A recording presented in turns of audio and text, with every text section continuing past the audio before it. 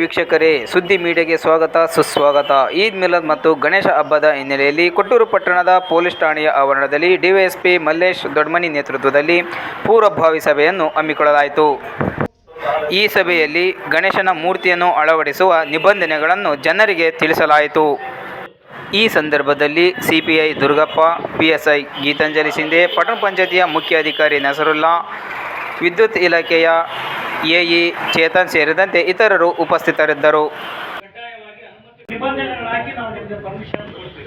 ಏನೇನು ಮಾಡಬೇಕು ಹಬ್ಬದಲ್ಲಿ ಫಸ್ಟ್ ನೀವು ಏನು ನಾವು ಯಾರು ಗಣೇಶನ ಕುಂದಿರ್ತೀರ ಅವರು ಒಂದು ನೀವು ಎಷ್ಟು ಜನ ಸಂಘಟನೆ ಇದ್ರೆ ನಿಮ್ಗೆ ನಮ್ಗೆ ಲಿಸ್ಟ್ ಕೊಡ್ಬೇಕು. ನಾವು ನಮ್ಮ ಸಂಘಟನೆ ವಿಶ್ವೇಶ್ವರ ಯುವಕ ಮಂಡಳಿ, ಗಣೇಶ ಗಜಾನನ ಮಂಡಳಿ, ಆ ಸಂಘಟನೆ ಹೆಸರು ಕೊಟ್ಟರೆ ಅವರು ಎಷ್ಟು 10 ಜನ ಇರ್ತಾರೋ 20 ಜನ ಇರ್ತಾರೆ ನಮ್ಗೆ ಲಿಸ್ಟ್ ಕೊಟ್ಟರೆ ನಮಗೆ ನಿಮ್ಗೆ ಕಾಂಟ್ಯಾಕ್ಟ್ ಮಾಡಲಿಕ್ಕೆ ಅನುಕೂಲ ಆಗುತ್ತೆ. ನೀವು ಕಡ್ಡಾಯವಾಗಿ ಒಂದು ಲಿಸ್ಟ್ ಯಾರ ಸಂಘಟನೆ ಅಧ್ಯಕ್ಷ ಯಾರು ಉಪಾಧ್ಯಕ್ಷ ವಿಗ್ರಹ ಮೂರ್ತಿ ಕಾಯಲಿಕ್ಕೆ 24/7 ಅಂದ್ರೆ ಗಣೇಶ ನೀವು 1 ದಿನ ಇರ್ಬೋದು, 3 ದಿನ ಇರ್ಬೋದು, 5 ದಿನ ಇರ್ಬೋದು, 7 ದಿನ ಇರ್ಬೋದು, 11 ದಿನ ಇರ್ಬೋದು. ಆ ಸಂದರ್ಭದಲ್ಲಿ ಸ್ವಯಂ ಸೇವಕರನ್ನು ನೇಮಕ ಮಾಡಬೇಕು. ಅಂದ್ರೆ ನಾವು ಅಂದ್ರೆ ಈಗ ಏನು ಮೆಂಬರ್ಸ್ ಹೇಳಿದಾರೆ ಇನ್ನೂ ಹೆಚ್ಚು ಜನ ನಾವು ಈ 24 ಅಂದ್ರೆ 24 ತಾಸು ನಾವು ಕಾಯ್ತೀವಿ. ಇಲ್ಲಿ ಗಣೇಶ ಮೂರ್ತಿ ಯಾಕೆ ಕಾಯ್ಬೇಕಪ್ಪ ಅಂದ್ರೆ ಯಾರಾದ್ರೂ ಗಣೇಶ ಮೂರ್ತಿ ಲಾಸ್ಟ್ ಟೈಮ್ ನಾನು ಜಗಳೂರಲ್ಲಿದ್ದಾಗ ಒಂದು ಗಣೇಶ ಮೂರ್ತಿನ ಕಳ್ತನ ಮಾಡ್ತೀವಿ, ಹಂಗಾಗ್ಬಾರ್ದು. ಅದಕ್ಕೋಸ್ಕರವಾಗಿ ನೀವೇನಂದ್ರೆ 24 ತಾಸು ಕಾಯ್ಬೇಕು. ಜೊತೆಗೆ ಗಣೇಶ ಮೂರ್ತಿ ಪೆಂಡಲ್ಗೆ ಯಾರು ಬೆಂಕಿ ಬಿಡಬಾರ್ದು. ಇಮಿಡಿಯೇಟ್ಲಿ ಫೈರ್ ಫೈಟರ್ ಕಂಡೀಷನ್ ಹೇಳ್ತಾರೆ, ಎಮರ್ಜೆನ್ಸಿ ಸಿಸ್ಟಮ್ ಏನು ಹೇಳ್ತಾರೆ, ಒಂದು ಬಕೆಟಲ್ಲಿ ಉಳಿಸ್ಬಿಟ್ಟು ಒಂದು ಬಕೆಟಲ್ಲಿ ನೀರು ಇಟ್ಟಿರಬೇಕು, ಇಮಿಡಿಯೇಟ್ಲಿ ಬೆಂಕಿ ಎತ್ತಾಗ ಏನು ಮಾಡ್ಬೇಕು ಅಂತ ಆಮೇಲೆ ಅವ್ರು ಹೇಳ್ತಾರೆ. ಇದನ್ನು ನೀವು ಕಡ್ಡಾಯವಾಗಿ ಸ್ವಯಂ ಸೇವಕರು ನೇಮಕ ಮಾಡಬೇಕು. ಅದೇ ರೀತಿಯಾಗಿ CC ಕ್ಯಾಮ್ರಾ ನೀವು ಗಣೇಶ ಕುಂದಿಸ ಯಾಕಪ್ಪ ಬಹಳ ಇವತ್ತು ನಮಗೆಲ್ಲ ಒಳ್ಳೇದಂದ್ರೆ CC ಕ್ಯಾಮ್ರಾ ವ್ಯವಸ್ಥೆ ಮಾಡಬೇಕು. ಜನ ಬರ್ತಾರೆ, ಏನಾದ್ರು ಕಲ್ಚರಲ್ ಪ್ರೋಗ್ರಾಮ್ ಮಾಡ್ತಾ ಇದ್ರಿ ಇಲ್ಲ ಗಣೇಶನ ಮುದ್ದು ಪ್ರತಿಷ್ಠಾಪನೆ ಮಾಡಿದ್ರೆ ಬಹಳ ರಶ್ ಇರುತ್ತೆ, ಜನ ದರ್ಶನ ಮಾಡ್ಲಿಕ್ಕೆ ಬರ್ತಾರೆ, ನುಗ್ಗಲಾಗ್ಬೋದು, ಚೇಂಜ್ ಇರ್ಬೋದು, ಇನ್ನೊಬ್ಬರಿಗೆ ಯಾರಾದ್ರೂ ಹೊಡೆದಾಟ ಆಗ್ಬೋದು. ಅಂತ ಸಂದರ್ಭದಲ್ಲಿ ನಿಮ್ಮ ಸಂಘಟನೆಗೆ ಸೇರ್ ಮಾಡುವಂಥದ್ದು ಏನಂದ್ರೆ ಅದು CC ಕ್ಯಾಮ್ರಾ. ಎಲ್ಲರೂ ಕಡ್ಡಾಯವಾಗಿ CC ಕ್ಯಾಮ್ರಾವನ್ನು ಅಳವಡಿಸಲೇಬೇಕು. ಅದೇ ರೀತಿಯಾಗಿ DG ಬ್ಯಾನ್ ಅಂತೇಳಿ ಆಲ್ರೆಡಿ ನಮ್ಮ ಸರ್ಕಾರ ನಿರ್ದೇಶನ ನೀಡಿದೆ. ಆದ್ರಿಂದ ಯಾರು ಸಹ DG ಸಿಸ್ಟಮ್ ಅನ್ನು ಆರೋಗ್ಯ ದೃಷ್ಟಿಯಿಂದ ಮತ್ತು ಸಾರ್ವಜನಿಕ ಮಕ್ಕಳ, ಮಹಿಳೆಯರ, ಹಿರಿಯರ ಆರೋಗ್ಯ ದೃಷ್ಟಿಯಿಂದ ಅದನ್ನು ನಿಷೇಧನ ಮಾಡಲಾಗಿದೆ.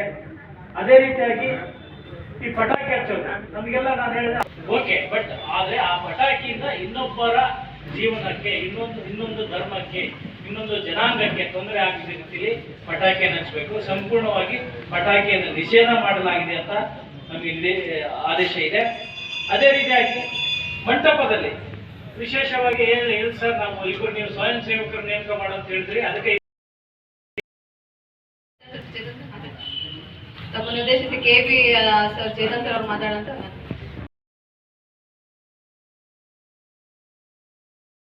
ಹೇಳಿದ್ದಾರೆ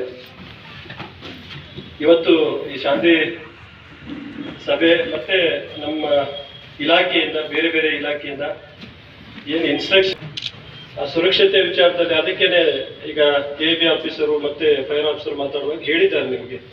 ಸೊ ಈಗ ರೇನಿ ಸೀಸನ್ ಇರೋದ್ರಿಂದ, ಮಳೆಗಾಲ ಇರೋದ್ರಿಂದ ಸೊ ಮಳೆ ಯಾವ ಸಂದರ್ಭದಲ್ಲಾದ್ರೂ ಬರ್ಬೋದು. ಹೀಗಾಗಿ ನಿಮ್ಮ ಗಣಪತಿ ಏನು ಆ ಪೆಂಡಾಲ್ ಹಾಕೊಂತೀರೋ ಸ್ವಲ್ಪ ಅದಕ್ಕೆ ನೀವು ಸ್ವಲ್ಪ ತಗಡು ವ್ಯವಸ್ಥೆ ಒಂದು ಏನಿದೆ ಒಂದು ಸೀಟ್ ಹಾಕೊಂಡ್ರೆ ಬೆಟರ್ ಅದು. ಯಾಕಂತ ಹೇಳಿದ್ರೆ ನೀವು ಬೇರೆ ಅದನ್ನ ನೀಟಾಗಿ ಮಳೆ ಇರೋದ್ರಿಂದ ಇವತ್ತು ನೋಡಿ ಈಗ ಮಳೆ ಇಲ್ಲ ಅನ್ಸುತ್ತೆ, 5 ನಿಮಿಷದಲ್ಲಿ ಮತ್ತೆ ವಾತಾವರಣ ಚೇಂಜ್ ಆಗುತ್ತೆ. ಹೀಗಾಗಿ ಕಂಟಿನ್ಯೂಸ್ ಸೈಕ್ಲೋನ್ ಇರೋದ್ರಿಂದ ಸ್ವಲ್ಪ ಏನಿದೆ ಮೇಲ್ಗಡೆ ಸೀಟ್ಗಳು ಹಾಕೊಳ್ಳಿ. ಎರಡನೇದು ಕರೆಂಟಿನ ವಿಚಾರಕ್ಕೆ, ಯಾಕಂದ್ರೆ ಬಹಳಷ್ಟು ಜನರು ಏನಿದೆ ಪೂಜೆ ಮಾಡ್ಲಿಕ್ಕೆ, ನಮಸ್ಕಾರ ಮಾಡ್ಲಿಕ್ಕೆ, ಸಣ್ಣ ಮಕ್ಕಳು ಕೂಡ ಬರ್ತಿರ್ತಾರೆ, ಅವರಿಗೆ ಬಹಳ ಕುತೂಹಲ ಇರುತ್ತೆ ಗಣಪತಿ ಹಬ್ಬ ಅಂತ ಹೇಳಿದ್ರೆ. ಸೊ ಹೀಗಾಗಿ ಯಾವ್ದಾದ್ರು ಒಂದು ಅವಘಡ ಆಗಿ ಒಂದು ಚಿಕ್ಕ ಮಗುವಿಗೆ ಅಥವಾ ಯಾರಿಗಾದ್ರೂ ಒಂದು ಅನಾಹುತ ಆದ್ರೆ ಅದು ಬಹಳ ಕೆಟ್ಟ ಹೆಸರು, ಎಲ್ಲರಿಗೂ ಒಂದು ಕೆಟ್ಟ ಹೆಸರು. ಆಮೇಲೆ ನಿಮಗೂ ಕೂಡ ಏನಾಗುತ್ತೆ, ಏನಪ್ಪ ಇಂಥ ಒಂದು ಅನಾಹುತ ಆಯ್ತಲ್ಲ ಅಂತ ಹೇಳ್ಬಿಟ್ಟು ಈ ಹಬ್ಬದ ಮೂಡೆ ಹೋಗ್ಬಿಡುತ್ತೆ. ಸೊ ಹೀಗಾಗಿ ಅವ್ರು ಹೇಳ್ತಾ ಇದ್ದಾರೆ, ಅವ್ರು ಅಂತ ಹೇಳ್ತಾ ಇದ್ದಾರೆ. ಹೀಗಾಗಿ ನೀವು ಅದು ಯಾವ ತರ ಸುರಕ್ಷಿತವಾಗಿ ಹಾಕೋಬೇಕು, ದಯವಿಟ್ಟು ಅದನ್ನು ಕಡ್ಡಾಯವಾಗಿ ನೀವು ಪಾಲನೆ ಮಾಡಬೇಕು. ಈಗ ಆಲ್ರೆಡಿ ಹೇಳಿರೋ ಇನ್ಸ್ಟ್ರಕ್ಷನ್ ನಾನು ಜಾಸ್ತಿ ರಿಪೀಟ್ ಮಾಡ್ಲಿಕ್ಕೆ ಹೋಗಲ್ಲ, ಬಿಸಿಲು ಬೇರೆ ಇದೆ, ಇದನ್ನು ಕೂಡ ನನಗೆ ಪರಿವು ಇದೆ, ಜಾಸ್ತಿ ನಾನು ಟೈಮ್ ತಗೊಳ್ಳಲ್ಲ. ಅದರ ಜೊತೆಗೆ ಗಣೇಶನ್ ಹೈಟ್ ಬಗ್ಗೆ ಹೇಳಿದ್ದಾರೆ, ನಮ್ಮ ಇನ್ಸ್ಪೆಕ್ಟರ್ ಹೇಳಿದ್ದಾರೆ, ಜಾಸ್ತಿ ಹೈಟ್ ಇಟ್ಕೋಬೇಡಿ. ಯಾಕಂತ ಹೇಳಿದ್ರೆ ಅದು ಮೆರವಣಿಗೆಯಲ್ಲಿ ಹೋಗುವಾಗ ಒಂದು ಗಣಪತಿ ಹೈಟ್ ಜಾಸ್ತಿ ಇದ್ರೆ ಮತ್ತೆ ಅದರ ಡೆಕೋರೇಷನ್ ಕೂಡ ಸ್ವಲ್ಪ ನಾವು ಜಾಸ್ತಿ ಮಾಡ್ಕೊಂಡ್ರೆ ಎಲ್ಲೋ ಒಂದು ಎಲೆಕ್ಟ್ರಿಫಿಕೇಶನ್ ಆಗಿ ಯಾವುದಾದ್ರೂ ವಿದ್ಯುತ್ ಅವಘಡ ಆಗಿ ಸಾವುತ್ತ ಸಾಧ್ಯತೆ. ಇದೇ ರೀತಿ ಬೆಳಗಾಮಲ್ಲಿನೂ ಕೂಡ ಅವರು ಹೊರನಳ್ಳಿದ್ದು ಹೇಳಿದ್ರು, ಬೆಳಗಾಮಲ್ಲಿನೂ ಕೂಡ ಟ್ರ್ಯಾಕ್ಟರ್ ಹೋಗುವಾಗ 2 ಮಕ್ಕಳು ಆ ಟ್ರ್ಯಾಕ್ಟರ್ಲೆ ಹಾಗೆ ಸತ್ತೋಗಿದ್ರು. ಇದು 2 ವರ್ಷದ ಹಿಂದೆ. ಸೊ ಇದು ಪ್ರತಿ ವರ್ಷ ಈ ಅವಘಡಗಳಾಗ್ತಾ ಇದೆ. ಏನಿದೆ ನೈಟ್ 9 ರಿಂದ 9:30 ಒಳಗಡೆ ನೀವು ಏನಿದೆ ಕ್ಲೋಸ್ ಮಾಡಬೇಕಾಗುತ್ತೆ. 9:00 ನಿಮ್ಮ ಏನು ಸೌಂಡ್ ಸಿಸ್ಟಮ್ ಇರುತ್ತೆ ಅದು ಖಂಡಿತ ಬಂದಾಗುತ್ತೆ. ಅದ್ರ ಮೇಲೆ ನಾವು ಕೊಡಲ್ಲ.